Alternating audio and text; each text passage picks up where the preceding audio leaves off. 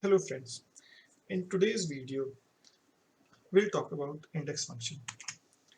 Index function is used to retrieve a specific cell value. So in this case I have all the products name listed over here.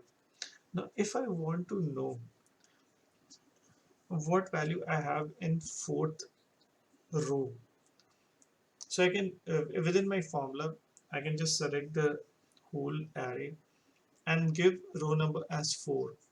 So it will give me in return dairy products because that is the fourth position from the top. If I look at the function over here on how we write the function, so I'll first define the array. So my product name is my product names are my array. Then I'll give the row number. So if I am retrieving dairy product, it should be 4.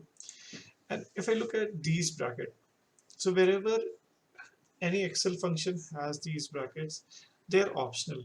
So in this case, I'll not use column number. So I'll start typing the formula index.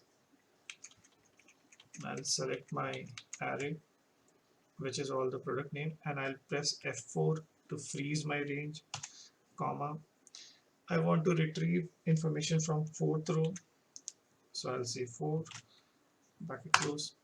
So I'm getting dairy products. Now this is where we are manually defining the row number. Now I'll show another example where we'll link the row number to cell B18 equal to index. I'll use the same array, comma, B18, bracket close, enter. I'm getting value error because there is no value over here. So I just type 4, I'm getting dairy product. I type 5, I'm getting grains, so which is the fifth row from the top. Similarly, when I type 6, I get meat. So this is how we use index function when we are trying to find the value within the same array. Now what if we have a big range? So in this case, I'll select or take my reference range from Jan to December for all the products. So in that case, I'll have to first define or select the range and then give the row number and column number. So this is becoming like a two-dimensional figure. I'll start typing the formula equal to index. I'll select my reference range, which is from January to December, all the data that I have, and I'll use F4 key to freeze my range, comma, first the row number, so I'll just type 4, and then the column number, I'll again type 4, close bracket and enter. So I'm getting 13365. So fourth row from the top, which is my row number where I've given 4, and fourth column, so 1 2 3 4, so Jan Feb March April, this is the fourth column, so the second 4 that I've given for column number.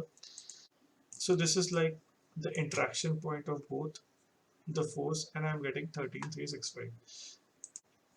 In the first case, I've defined row and column number manually. In this case, I'll refer it to the cells that I have.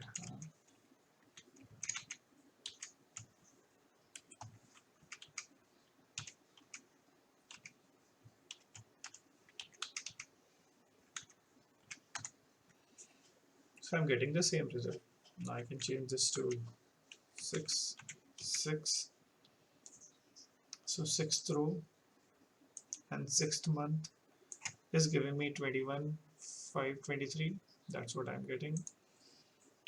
8.